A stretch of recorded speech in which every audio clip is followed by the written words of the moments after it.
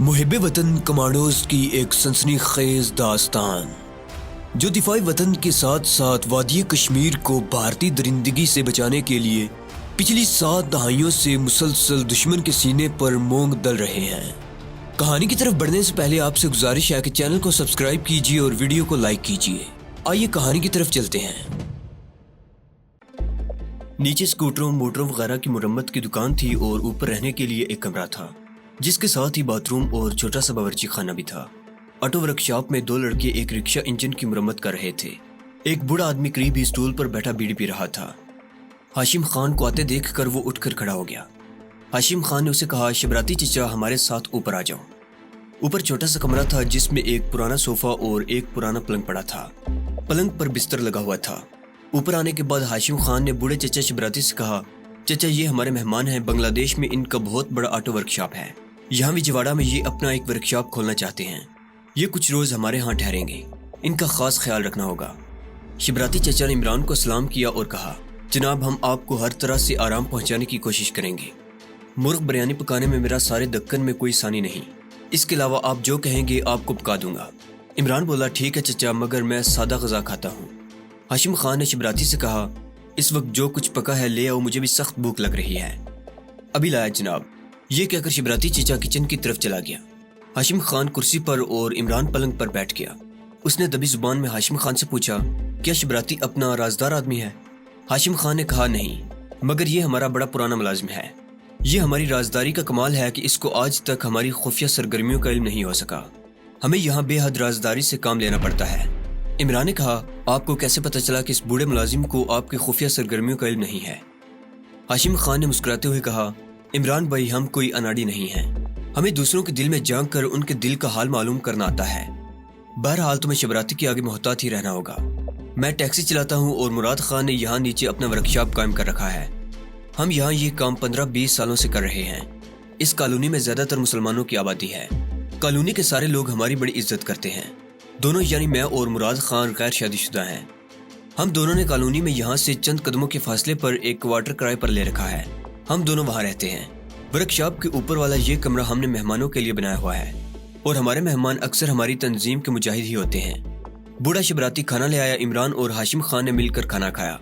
اس کے بعد بوڑھا شبراتی نیچے جانے لگا تو بولا، صاحب چائے بنا دوں یا بازار سے لے آؤں؟ ہاشم خان نے کہا، بازار سے لے آؤ۔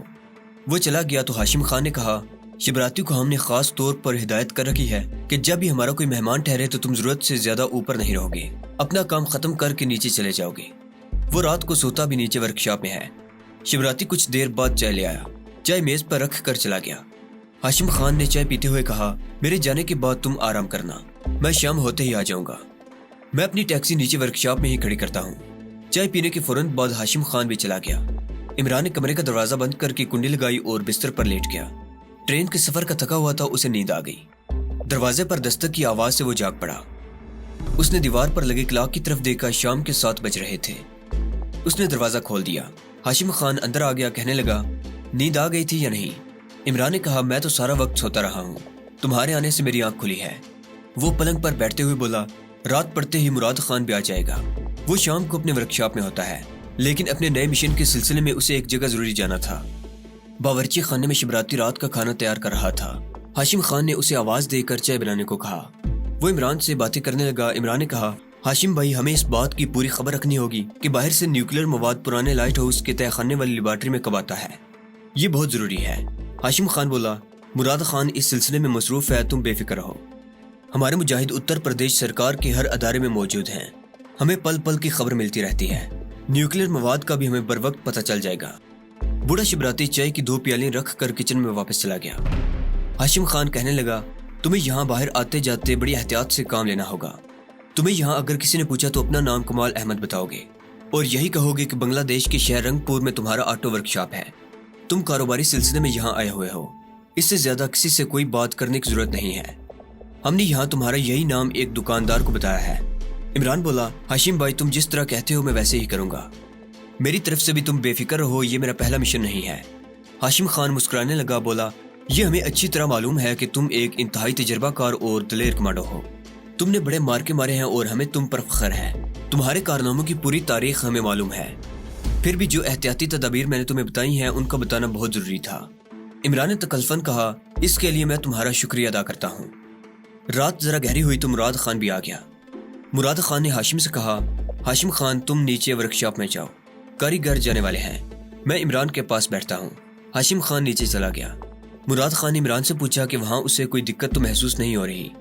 عمران بولا، مراد بھائی ہم کمانڈو لوگ ہیں، ہم تو رات کو پتھروں پر بھی سو جاتے ہیں، یہاں تو مجھے ہر طرح کا آرام ہے۔ مراد خان نے مسکراتے ہوئے کہا، تمہیں آرام کی ہی ضرورت ہے، کیونکہ جو مشن ہمارے سامنے ہے ہو سکتا ہے اس میں ہمیں راتوں کو ویران علاقوں میں جاگنا بھی پڑ جائے۔ میں اس کے لیے تیار ہوں مراد بھائی، عمران بولا۔ یہ مجھے معلوم ہے، مراد خان نے کہا، بلکہ ہم سب تیار ہیں اور پوری طرح سے تیار ہیں۔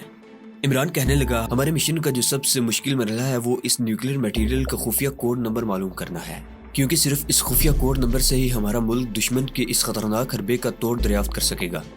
اس خفیہ کوڈ نمبر میں انتہائی رازداری برتی جاتی ہے، اور جس ملک کو یہ ایٹمی مواد فراہم کیا جاتا ہے اس کا صرف ایک یا زیادہ سے زیادہ 2 سائنسدانوں کو ہی اس کوڈ نمبر کا علم ہوتا ہے۔ نیوکلیر مواد ہر ملک کسی نہ کسی طرح اپنے ملک میں منگوا سکتا ہے، لیکن جب تک اس کے پاس اس نیوکلیر میٹیریل کا خفیہ کوڈ نمبر نہیں ہوتا وہ نہ تو اس کی پروسیسنگ کر سکتا ہے اور نہ کوئی دوسرا ملک اس کا کوئی توڑ تیار کر سکتا ہے۔ نیوکلیر میٹیریل کے بھارت میں اسمگل ہوتے ہی ہمیں سب سے پہلے اس بات کا پتہ چلانا ہوگا کہ اس ایٹمی مواد کا کوڈ نمبر کس کے پاس ہے۔ ہمیں اس آدمی کا کھوج لگا کر اس سے یہ خفیہ کوڈ نمبر حاصل کرنے کے لیے باقاعدہ منصوبہ تیار کرنا ہوگا۔ اس کے بعد یہ خفیہ نمبر ہمیں اپنے خفیہ ادارے کے ذریعے اپنے ملک پہنچانا ہوگا۔ اس کے بعد ہمارا دوسرا مشن پرانے لائٹ ہاؤس کی لیبارٹری کو تباہ کرنا ہوگا، تاکہ بھارت اس کی پروسیسنگ کرنے کے بعد ہمارے ملک کے خلاف ایٹمی میزائل تیار نہ کر سکے۔ ہمیں جو رپورٹ ملی ہے اس کے مطابق نیوکلیر میٹیریل جو بھارت کو سپلائی کیا جا رہا ہے یہ انتہائی تباہ کن اور خطرناک ترین اور بے پناہ تباہی پھیلانے والا میٹیریل ہے، اور اس کی وجہ سے ہمارے ملک کی سلامتی کو سخت خطرہ لاحق ہو گیا ہے۔ مراد خان نے عمران کی ساری بات سننے کے بعد کہا، میں خفیہ کوڈ نمبر کی اہمیت کو اچھی طرح سے سمجھتا ہوں، چنانچہ ہمارا پہلا مشن اس آدمی کا سراغ لگانا ہوگا جس کو اس کوڈ نمبر کا علم ہے، وہ 1 آدمی ہو یا 2 آدمی ہو، ہم ہر حالت میں اس کا سراغ لگا لیں گے، اور پھر جیسے بھی ہو اور ہمیں جو کچھ بھی کرنا پڑے ہم اس سے خفیہ کوڈ نمبر معلوم کر لیں گے، لیکن اس وقت ہمیں کچھ کھانے کی ضرورت ہے۔ مراد خان نے شبراتی کو جو کچن میں تھا آواز دے کر کہا، شبراتی چچا جو کچھ پکایا ہے لے آؤ۔ اس دوران ورکشاپ بند کر کے نیچے سے ہاشم خان بھی آ گیا۔ شبراتی نے دال چاول بنائے تھے، انہوں نے کھانا وغیرہ کھایا، اس کے بعد چائے پی، اور ہاشم خان اور مراد خان دونوں عمران کو خدا حافظ کہہ کر چلے گئے۔ اس مکان میں عمران کو رہتے ہوئے 1 ہفتہ گزر گیا۔ اس دوران وہ بہت کم گھر سے باہر نکلتا تھا۔ 1-2 بار مراد خان اسے ساتھ لے کر وجے واڑہ کی آٹو مارکیٹ میں بھی گیا، تاکہ اگر کوئی خفیہ ایجنسی کا آدمی اس کی نگرانی کر رہا ہو تو اسے یقین ہو جائے کہ عمران واقعی اپنے آٹو ورک شاپ کے سلسلے میں وجے واڑہ آیا ہوا ہے۔ مراد خان مسلسل اپنے آدمیوں کے ذریعے یہ معلوم کرنے کی کوشش میں لگا ہوا تھا کہ فرانس سے سپلائی کیا جانے والا نیوکلیر مواد بھارت میں پہنچا ہے یا نہیں۔ رات کو تقریباً روزانہ 1-2 گھنٹے عمران کے ساتھ مراد خان اور ہاشم خان کی میٹنگ ہوتی تھی۔ دوسرے ہفتے کا پہلا دن بھی گزر گیا۔ دوسرے روز عمران شام کے وقت مکان کے چھوٹے سے کمرے میں اکیلا بیٹھا سوچ رہا تھا کہ کہیں ایسا تو نہیں ہے کہ نیوکلیر مواد بھارت پہنچ گیا ہو اور مراد خان کے آدمیوں کو اس کی خبر ہی نہ ہوئی ہو۔ یہ بڑی تشویش کی بات تھی۔ اتنے میں دروازے پر دستک ہوئی۔ عمران نے اپنے پریشان خیالات سے چونک کر دروازے کی طرف دیکھا۔ دوسری بار دستک ہوئی تو اس نے دروازے کے پاس جا کر پوچھا کہ کون؟ وہ مراد خان تھا۔ عمران نے دروازہ کھول دیا۔ مراد خان اندر آ گیا۔ اس نے دروازہ بند کر کے کنڈی لگا دی اور خاموشی سے عمران کے سامنے والی کرسی کو آگے کھینچتے ہوئے بیٹھ گیا۔ مراد خان نے عمران کے چہرے کو غور سے دیکھتے ہوئے کہا، تمہارے چہرے سے معلوم ہوتا ہے کہ تم کچھ پریشان تھے۔ عمران نے کہا، مجھے صرف ایک ہی پریشانی ہے کہ کہیں ہماری بے خبری میں نیوکلیر میٹیریل بھارت نہ پہنچ گیا ہو۔ مراد خان نے دھیمے لہجے میں کہا، ایسا ہو بھی سکتا ہے لیکن خدا کا شکر ہے کہ ایسا نہیں ہوا۔ جب ایٹمی مواد ایئر فرانس کے ایک طیارے کے ذریعے بمبئی کے ہوائی اڈے پر پہنچا تھا تو ہمارے آدمیوں نے بمبئی سے اسی وقت ہمیں خبر کر دی تھی۔ عمران نے اطمینان کا سانس لیا اور کہا، خدا کا شکر ہے، میں تو بہت پریشان تھا۔ مراد خان بولا، ایئر فرانس کا طیارہ یہ ایٹمی مواد لے کر 1 گھنٹہ پہلے بمبئی پہنچا تھا اور مجھے 15 منٹ ہوئے اس کی اطلاع ہمارے خفیہ ریڈیو ٹرانسمیٹر پر ملی اور میں سیدھا تمہارے پاس آ گیا ہوں۔ عمران نے پوچھا، کیا یہ میٹیریل عام فلائٹ میں لایا گیا ہے؟ مراد خان نے کہا، ایسی حماقت کوئی بھی حکومت نہیں کرے گی۔ اس مقصد کے لیے خاص طور پر ایئر فرانس کا طیارہ چارٹرڈ کیا گیا تھا۔ ہمیں جو رپورٹ ملی ہے اس کے مطابق یہ ایٹمی مواد 6 سلنڈروں میں سیل بند ہے اور ان سلنڈروں کو لکڑی کے سلنڈر سائز کے 6 کریٹوں میں پیک کر کے لایا گیا ہے۔ طیارے کے ساتھ انڈین سینٹرل سیکیورٹی فورس کا ایک اسپیشل دستہ بھی آیا ہے جسے خاص طور پر اس قیمتی مواد کی حفاظت کے لیے بھارت سے فرانس بھیجا گیا تھا۔ عمران نے پوچھا، یہ میٹیریل سیدھا گنٹور کے پرانے لائٹ ہاؤس میں پہنچایا جائے گا یا بمبئی سے دلی لے جایا جائے گا؟ مراد خان نے کہا، ہماری اطلاع کے مطابق یہ سلنڈر بمبئی سے اٹامک ریسرچ انسٹیٹیوٹ نئی دلی میں لے جائے جائیں گے۔ اس کے بعد انہیں گنٹور کی زیر زمین لیبارٹری میں منتقل کر دیا جائے گا۔ نئی دلی میں یہ سلنڈر کتنے دن رکھے جائیں گے؟ عمران نے پوچھا۔ مراد خان نے جواب میں کہا، اس کے بارے میں ہمیں کچھ معلوم نہیں، لیکن جب یہ میٹیریل گنٹور پہنچے گا تو ہمیں اسی وقت خبر ہو جائے گی۔ عمران نے کہا، مجھے بمبئی میں بتایا گیا ہے کہ گنٹور کی لیبارٹری میں اس میٹیریل کی پروسیسنگ میں کم از کم 1.5-2 ماہ ضرور لگ جائیں گے۔ تمہیں ٹھیک بتایا گیا ہے، مراد خان نے کہا، یہ ہمارے حق میں ایک اچھی بات ہے۔ اس دوران ہمیں نیوکلیر میٹیریل کا خفیہ کوڈ نمبر معلوم کرنے کا وقت مل جائے گا۔ عمران نے کسی قدر تشویش کے ساتھ کہا، خفیہ کوڈ کی سراغ رسانی کے کام میں تاخیر نہیں ہونی چاہیے۔ اگر ہمیں کسی وجہ سے یہ کوڈ نمبر معلوم نہ ہو سکا تو نیوکلیر میٹیریل تباہ کرنے سے ہمیں کوئی فائدہ نہیں ہوگا۔ بھارت اسی کوڈ نمبر کا ایٹمی مواد فرانس سے دوبارہ منگوا کر اس پر کام شروع کر سکے گا۔ مراد خان بولا، عمران بھائی، ہماری کوشش تو یہی ہوگی کہ جتنی جلدی ہو سکے ہم اس خاص آدمی کا سراغ لگا لیں جس کے پاس کوڈ نمبر ہوگا، آگے جو اللہ کو منظور۔ مراد خان کے اس جواب نے عمران کو مطمئن نہ کیا، مگر اس بارے میں اپنے عدم اطمینان کو عمران نے مراد خان پر ظاہر نہ کیا۔ کبھی اسے خیال آتا کہ یہ لوگ اپنے سراغ رسانی کے مشن میں کامیاب ہو جائیں گے، کبھی اسے خیال آتا کہ یہ کام ان لوگوں کی پہنچ سے باہر ہے۔ اس نے مراد خان سے کہا، اس سلسلے میں اگر میری مدد بھی درکار ہو تو مجھے خوشی ہوگی۔ مراد خان نے کہا، عمران بھائی، تمہاری مدد کی ہمیں بڑی ضرورت ہوگی، لیکن جب ضرورت ہوگی تو اس وقت تمہیں بتا دیں گے، اس کی تم فکر نہ کرو۔ عمران کو آٹو ورکشاپ والے مکان میں رہتے ہوئے مزید ایک ہفتہ گزر گیا۔ اس دوران بھی حسب معمول عمران زیادہ تر مکان کے اندر ہی رہا۔ مراد خان سے اس کی دن میں ایک بار رات کو ضرور ملاقات ہوتی۔ مراد خان اپنی اور اپنے آدمیوں کی کارگزاری کے بارے میں عمران کو بتاتا۔ ایک رات کو عمران سے ملنے آیا تو کہنے لگا، ہم نے اس آدمی کا سراغ لگا لیا ہے جس کے پاس نیوکلیر مواد کا خفیہ کوڈ نمبر ہے۔ عمران نے کہا، یہ تو بہت اچھا ہوا، کون ہے وہ؟ مراد خان نے کہا، اس کا نام کانتی لال ہے، گجرات کاٹیا وارڈ کا رہنے والا ہے۔ اس کا تعلق بھارت کی سینٹرل نیشنل سیکیورٹی کونسل سے ہے۔ 40 برس کا دبلا پتلا تجربے کار آدمی ہے، بڑا زیرک اور خاموش طبع آدمی ہے۔ صوبہ گجرات کی انٹیلیجنس ایجنسی کا سربراہ بھی رہ چکا ہے۔ ہم صرف کانتی لال کی اسی ایک کمزوری سے فائدہ اٹھانے کی کوشش کر سکتے ہیں۔ وہ کمزوری کیا ہے؟ عمران نے پوچھا۔ مراد خان بولا، کانتی لال شراب اور عورتوں سے میل جول رکھنے کا بہت شوقین ہے، مگر یہ سب کچھ وہ بڑی احتیاط کے ساتھ کرتا ہے، عام محفلوں میں شراب کو ہاتھ نہیں لگاتا۔ یہاں وجے واڑہ میں اس کی ایک پرانی دوست کیسر بائی شہر کے فیشنیبل علاقے کے ایک فلیٹ میں رہتی ہے۔ نیم طوائف ہے، اونچی سوسائٹی کی آزاد عورتیں اس کے ہاں آتی جاتی رہتی ہیں۔ شہر کے دولت مند عیاش طبع لوگ کیسر بائی کے فلیٹ پر آتے ہیں، مگر ان کی تعداد زیادہ نہیں ہے۔ کیسر بائی بڑی سمجھ بوجھ کے ساتھ یہ کاروبار چلا رہی ہے۔ کانتی لال کے ساتھ چونکہ کیسر بائی کی بڑی پرانی دوستی ہے اور کیسر بائی جانتی ہے کہ کانتی لال شراب اور عورتوں کا شوقین ہونے کے باوجود لوگوں کے ساتھ میل جول پسند نہیں کرتا، اس لیے کیسر بائی نے اپنے فلیٹ میں ایک الگ چھوٹا کمرہ کانتی لال کو دے رکھا ہے، جہاں کانتی لال صرف رات کے وقت خاموشی سے آتا ہے۔ کیسر بائی کبھی خود اس کے ساتھ بیٹھ جاتی ہے، کبھی کسی خوبصورت لڑکی کو اس کے پاس بھیج دیتی ہے جو شراب کباب سے کانتی لال کی خدمت کرتی ہے۔ کیسر بائی کے ہاں 2-3 گھنٹے گزارنے کے بعد کانتی لال وجے واڑہ پولیس لائنز والے اپنے فلیٹ پر واپس چلا جاتا ہے۔ عمران نے پوچھا، کیا آپ کے آدمیوں نے اس بات کی تصدیق کر لی ہے کہ نیوکلیر مواد کا خفیہ کوڈ نمبر کانتی لال کے پاس ہی ہے اور دوسرے کسی سائنسدان کے پاس نہیں ہے؟ اس کی تصدیق ہو چکی ہے، مراد خان نے کہا۔ عمران کہنے لگا، کیا کانتی لال نیوکلیر فزکس کا آدمی بھی ہے؟ مراد خان نے کہا، بالکل نہیں، وہ نیوکلیر سائنس کا آدمی نہیں ہے، اس کا تعلق نیشنل سیکیورٹی سے ہے اور اپنی ڈیوٹی کے معاملے میں بڑا سخت گیر آدمی ہے۔ عمران نے کہا، اگر نیوکلیر مواد کا کوڈ نمبر صرف ایک آدمی کانتی لال کے پاس ہی ہے اور دوسرے کسی بھارتی سائنسدان کو اس کا علم نہیں ہے تو پھر یہ سائنسدان نیوکلیر مواد کی پروسیسنگ کیسے کریں گے؟ مراد خان نے کہا، پروسیسنگ کرنے والے سائنسدان کو خفیہ کوڈ نمبر ڈیمائفر کرنے والے ایک فارمولے کی شکل میں دیا جاتا ہے۔ یہ فارمولہ بھی کسی ایک سائنسدان کو پورے کا پورا نہیں دیا جاتا، بلکہ ہر سائنسدان کو فارمولے کا صرف وہ حصہ دیا جاتا ہے جس کی پروسیسنگ میں سائنسدان کو ضرورت ہوتی ہے۔ اس طرح کسی سائنسدان کو پورا فارمولہ معلوم نہیں ہوتا۔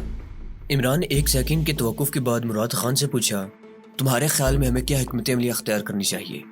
مراد خان کہنے لگا، کانتی لال بے حد احتیاط پسند آدمی ہے، کسی سے بے تکلف بھی نہیں ہوتا، یہ اس کی سیکیورٹی کے فرائض کا تقاضا بھی ہے اور کانتی لال کا مزاج بھی ایسا ہے۔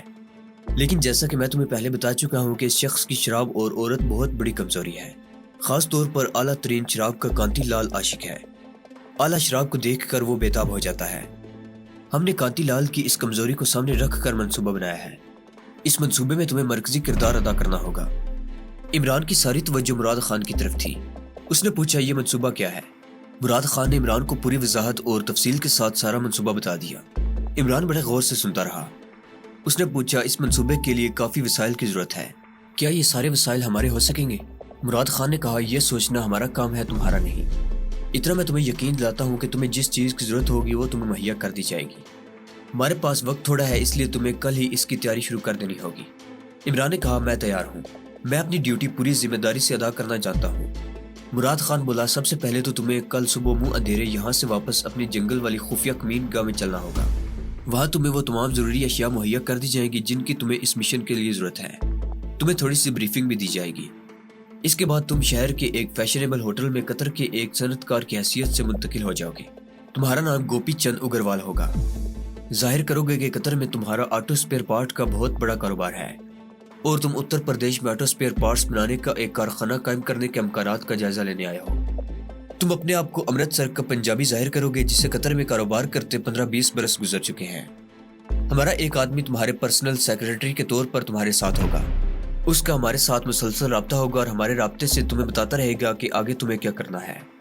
اس آدمی کا نام سکندر علی ہے، مگر وہ راج کمار کے نام سے تمہارے ساتھ ہوگا۔ اس آدمی سکندر علی سے تمہیں خفیہ کمین گاہ میں ملا دیا جائے گا۔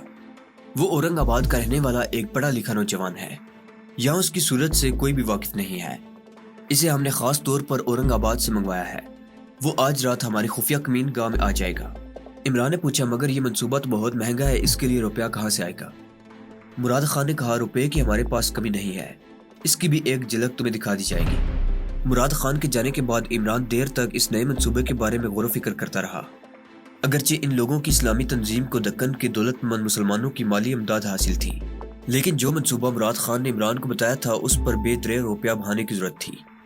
عمران ٹائم پیس کو صبح 3:30 بجے کا الارم لگا کر سویا تھا۔ گھڑی کے الارم نے اسے ٹھیک وقت پر جگا دیا۔ اس نے اٹھ کر جلدی جلدی منہ ہاتھ دھویا، خود ہی کچن میں جا کر چائے بنا کر پی۔ اتنے میں مراد خان بھی آ گیا۔ ہاشم خان کی ٹیکسی نیچے ورکشاپ کے گیراج میں موجود تھی۔ ہاشم خان نے ٹیکسی باہر نکالی، مراد خان اور عمران اس میں بیٹھ گئے اور ٹیکسی پچھلی رات کے اندھیرے میں وجے واڑہ کی خالی خالی سڑکوں پر روانہ ہو گئی۔ تو دوستو یہ تھی ہماری آج کی ایپیسوڈ۔ امید کرتا ہوں کہ آپ کو ہماری کہانی پسند آئی ہوگی۔ جانے سے پہلے اس ویڈیو کو لائک کیجئے اور شیئر کرنا مت بھولیے۔ کومنٹ کر کے بتائیے کہ آپ کو ہماری ویڈیو کیسی لگی، اور اگر ابھی تک آپ نے اس چینل کو سبسکرائب نہیں کیا تو اسے سبسکرائب کیجئے اور بیل آئیکن دبا کر آل نوٹیفیکیشنز آن کر لیجئے۔